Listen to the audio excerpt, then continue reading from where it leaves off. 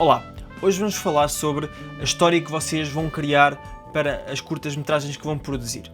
E o que é que eu vou falar? Vou-vos dar algumas dicas sobre a melhor forma de conseguirem construir uma curta equilibrada e que toque os pontos que vocês querem abordar. Portanto, uma coisa a ter em consideração, à parte de todas as questões técnicas que nós estamos a falar nos outros vídeos, é que, de facto, a história, a ideia que vocês têm é a coisa mais importante na curta-metragem. E, portanto, é aqui que vocês vão poder dar asas à vossa imaginação e abstraírem-se da seca que está a ser esta quarentena e poderem, de facto, criar qualquer coisa. Têm liberdade total.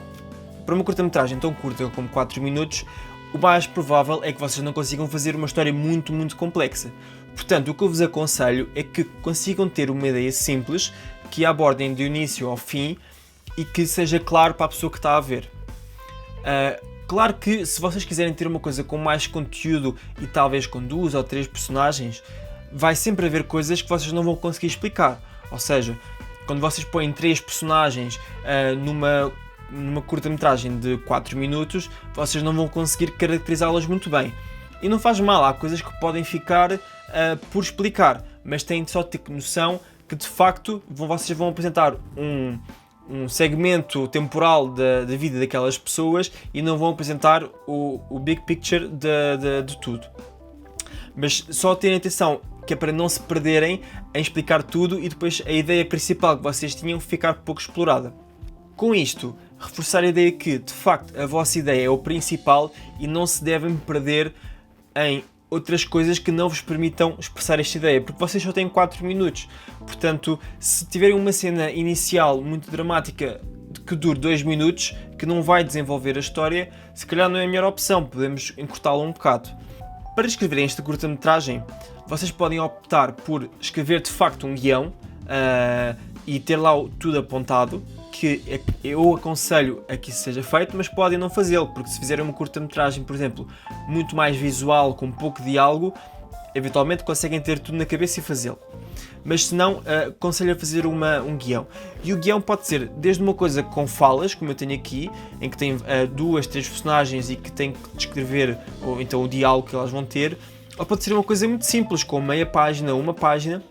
em que descrevem só qual é que é a ação, descrevem qual é que é o ambiente da sala, alguns objetos que queiram ter lá, e isto é importante para que depois, quando forem filmar, já terem um objetivo a querer alcançar, ou seja, eu quero que o ambiente seja X, então eu vou pôr a iluminação, os atores vão falar de uma certa forma para conseguir ter esse objetivo.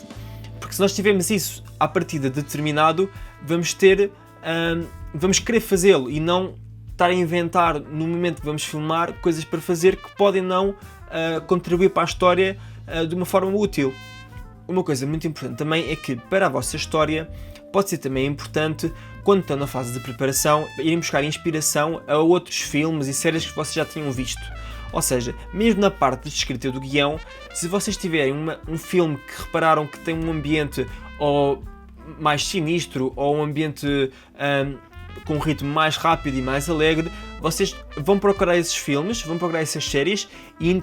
façam uma análise do que está lá e tentem retirar coisas. Vão pegar em filmes que vos deem referências e usem-nas para escrever e também podem usá-los muito principalmente para dar o mood ao vosso filme. E isto é uma coisa que nós também vamos falar depois no vídeo sobre cinematografia.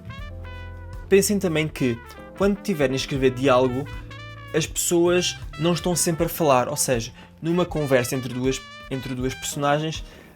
tem que haver necessariamente algumas pausas,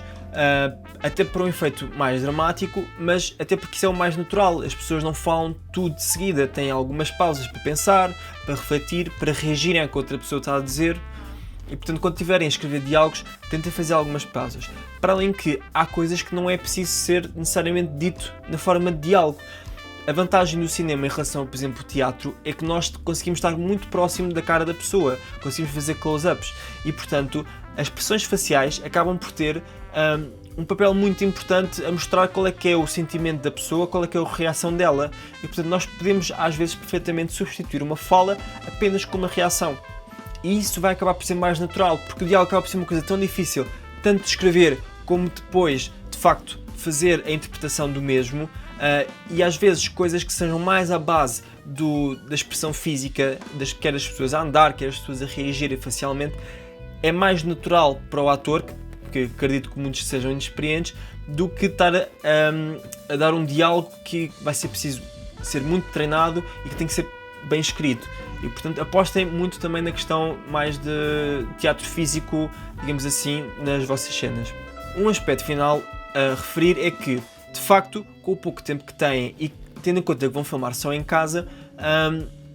o melhor é concentrarem-se no menor número de espaços possíveis. Ou seja, se vocês conseguirem ter um espaço muito bem preparado, com os objetos que vocês precisam para a cena, com uma boa iluminação, se calhar é preferível do que estar a filmar em 5 ou 6 locais diferentes, que não vão estar tão bem preparados e que podem não contribuir tão bem para a história em termos de caracterização da mesma. Por fim, é apelar-vos então à originalidade, que vai acabar por ser o fator mais importante aqui. Nós sabemos que existem limitações técnicas porque estão em casa e se calhar não têm os materiais de filmagem todos que precisavam, mas a história vai acabar por ser a parte principal da vossa curta e, portanto, explorem-na e vai acabar por ser aí que vocês vão ter a maior parte do trabalho.